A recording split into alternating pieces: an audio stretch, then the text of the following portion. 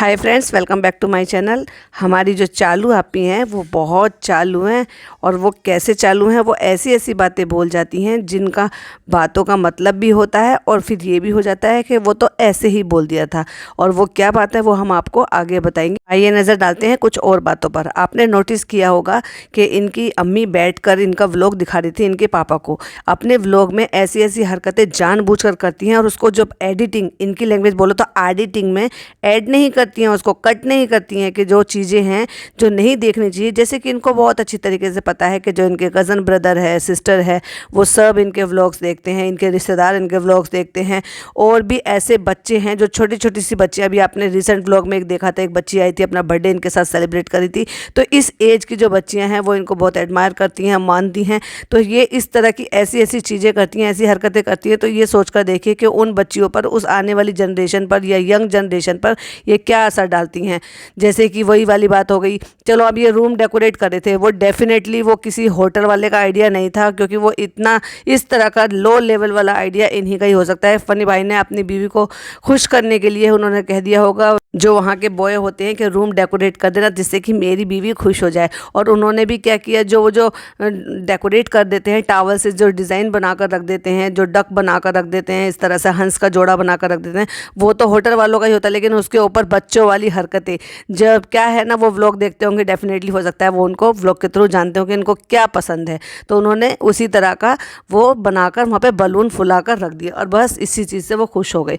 अरे भाई, अगर इसी तरह से खुश करना था तो एक स्टैंडर्ड लेवल की तरह से खुश करना चाहिए था ना। 5 स्टार होटल था तो कम से कम उसकी डिग्निटी को तो मेंटेन करके रखना चाहिए था। कुछ फ्लावर, कुछ कैंडल, कुछ परफ्यूम्स, कुछ इस तरह से डेकोरेशन कराना चाहिए था जो लगे भी कि डेकोरेशन है।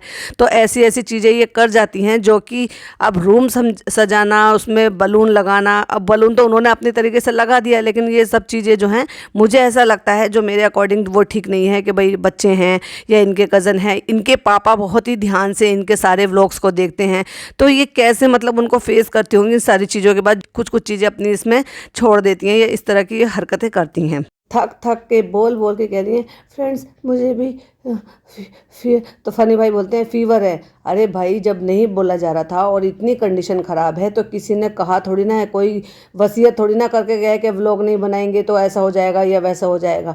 ठीक है, तबीयत ख़राब है, 1 हफ्ते का, 10 दिन का, जब आपके भाई भाभी 10 दिन 12 दिन का गैप ले सकते हैं तो आप क्यों नहीं ले सकते। सेहत ज़्यादा ज़रूरी है ये सब ज़्यादा ज़रूरी है। लेकिन मुझे जो लगता है वो आपके लिए पैसा ज़्यादा मैटर करता है, क्योंकि व्लॉग नहीं आएंगे तो पैसा नहीं आएगा। और इसी चीज़ों के चलते हुए आप ये सारे काम करते हैं कि यहाँ से वहाँ, वहाँ से यहाँ, इधर से उधर, इधर से उधर, इतनी तेज़ी से भागा दौड़ी करते रहते हैं कि आप चीज़ों की कदर नहीं करते। आप चीज़ों की कदर करने की बात आ जाती है। घर में जो सामान फैला हुआ था वो सारा का सारा इनको गिफ्ट किया हुआ आइटम था। आप अगर ये देखेंगे, जो इनको प्रमोशन के लिए आते हैं उसको तो ये ज़्यादा टाइम नहीं लगाते, उसको तो फटाफट खोलेंगी, स्टोरी लगा देंगी। बहुत ज़्यादा हुआ तो 3 से 4 दिन। अगर ये मुंबई में आया है और ये वहाँ मोदाम है तो जितना टाइम इनको वहाँ पहुँचने में लगेगा उतने टाइम में ये अनबॉक्सिंग करती हैं। और तो और अगर कोई अर्जेंट वाला होता है तो इनको मोदा के एड्रेस पर भी वहाँ पे PR पार्सल मिल जाते हैं, जो ये वहाँ पर प्रमोशन करते हैं, क्योंकि उस पेड प्रमोशन से इनको चीज़ भी मिलती है और पैसा भी मिलता है, क्योंकि वो इनका बिजनेस है।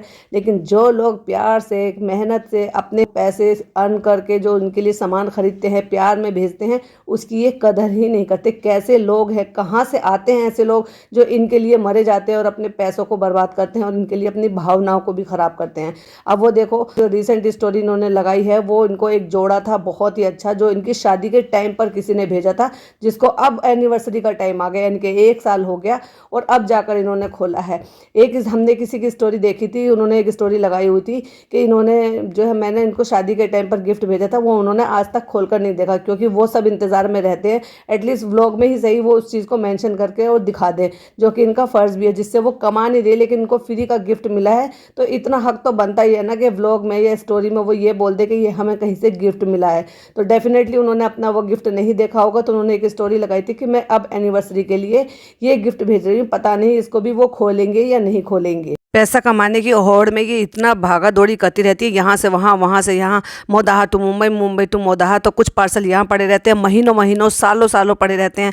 अभी मुझे देखकर, मैं फिर से वापस से उसको रिपीट कर रही हूँ कि जब मुझे देखकर बहुत ज़्यादा बुरा उस चीज़ का लगा था कि इन्होंने पुराने पार्सल खोल कर देखे तो उसमें इनका गिफ्ट का आया हुआ था, जिसमें कलमा लिखा हुआ था, सूरत लिखी हुई थी, जिसको इन्होंने बेकदरी से इसी तरह से दबा के कहीं रखा हुआ था। कोई बात नहीं, कम से कम ये चेक तो कर लेना चाहिए ना कि अगर तुम्हारे रखने का कोई गिफ्ट है तो आप रख लो, नहीं तो किसी को दे दो। आपके तो इतने सारे रिलेटिव्स हैं, ऊपर घर है, नीचे घर है, 3-3 घर है, तो कहीं पर भी एटलीस्ट उनको खोल तो लिया करो, मदद ले लिया करो। और अगर आपसे काम संभाले नहीं हो रहा है तो किसी हेल्पर को रख लो। बहुत पैसा कमा रहे हो तो ऐसा नहीं है कि आप किसी हेल्पर की मदद नहीं ले सकते। हमेशा बस यही रोना रोती रहती है, मेरी एडिटिंग नहीं हुई, मेरा काम नहीं हुआ, मेरी एडिटिंग नहीं हुई, मेरा काम नहीं हुआ। अगर एडिटिंग नहीं होती है तो किसी एडिटर को हायर कर लो। भाई आप इतना पैसा कमाते हो, आप आसानी से किसी को अपने हेल्प के लिए एडिटर भी रख सकते हो और हेल्पर भी रख सकते हो। मुझे शर्म आई देख करके आपने अपनी अम्मी से मदद ली। वो दुनिया भर के कपड़े थे जिससे पूरा रूम भरा हुआ था कि आप जोड़े मिला लो। अब फनी थक गया है और मैं भी थक गई हूँ, अब ये सारा काम आप करो। आपको शर्म नहीं आई अपनी मदर से ये सब बोलते हुए? हाँ, अगर डॉटर खाला होती तो डॉटर खाला को ही ये सारे काम करने पड़ते, शायद फिर आप अपनी अम्मी से भी मदद नहीं लेती, क्योंकि उनके काम तो खुद डॉटर खाला करती हैं।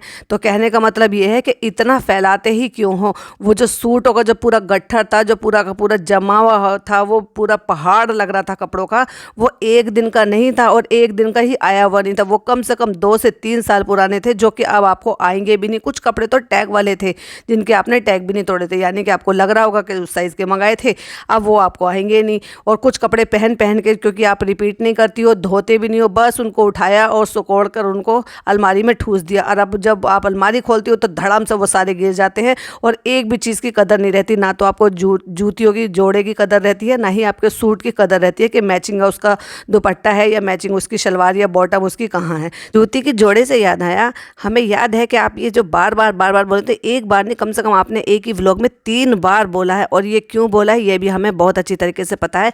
जूती खो गई है, जूती कौन ले गया है, जूती कहाँ से ले गई है। फिर अम्मी आ गई तो फिर अम्मी से भी यही बातें कहीं कि जिन्न आते हैं कि कौन आ जाता है जो जूती ले जाता है, जो कि अम्मी भी आपकी ये कहती हुई नजर आई, लाई तो वीज़ा ही थी नीचे से।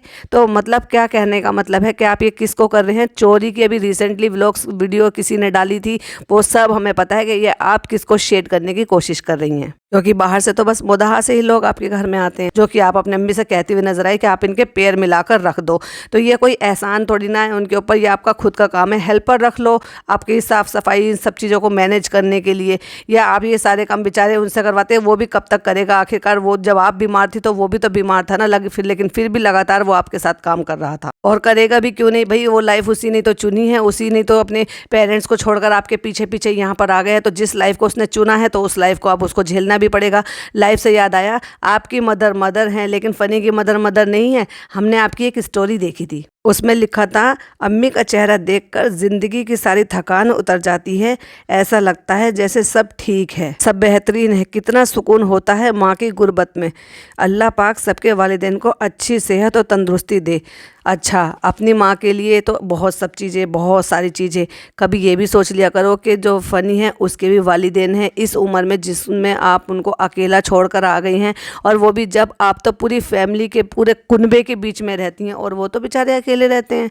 ना आगे ना पीछे कोई देखने वाला नहीं है उनको, ना ही कोई और बेटा है, ना ही कोई और बेटी है, सिर्फ एक काम वाली के भरोसे, वो भी जो बीमार थी, जिसको आप ये छोड़कर आ गई कि वो खुद काम पर नहीं आने वाली थी। ये भी सुनिश्चित नहीं कर आई, इस बात को भी पुष्ट नहीं कर आई कि कम से कम किसी को दिखाती या बताती या मेंशन करती कि हमने काम के लिए किसी और को रख लिया है, अब उनकी देखभाल के लिए एटलीस्ट उनके खाने पीने की, घर के कामों की परेशानी नहीं होगी जबकि वो बीमार रहती हैं।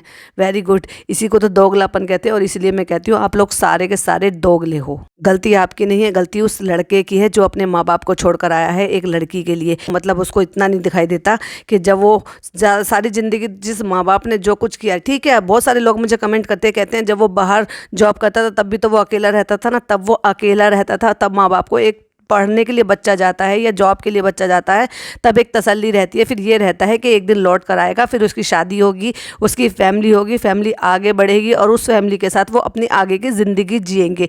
ये हर एक माँ बाप का सपना होता है। अरे अपने आप को उनकी जगह रख कर देखो तो समझ में आ जाएगा। कमेंट करना बहुत आसान होता है, लेकिन किसी को ऐसी ज़िंदगी को जीते हुए पर्सनली देखना बहुत दुख की बात होती है। लेकिन हमारी डब्बा मैडम का दुख से तो दूर दूर का भी नाता नहीं है। अपनी तकलीफ होती है तो वाह बहुत सारी चीज़ें, मतलब हमें याद है कि पुराने व्लॉग में हमने देखा था जब इनके पापा बीमार थे तो महीनों तक इन्होंने गुहार लगाई थी और डेली डेली डेली डेली दुआ के लिए दरख्वास्त की थी, सब दुआ करो मेरे पापा बीमार हैं।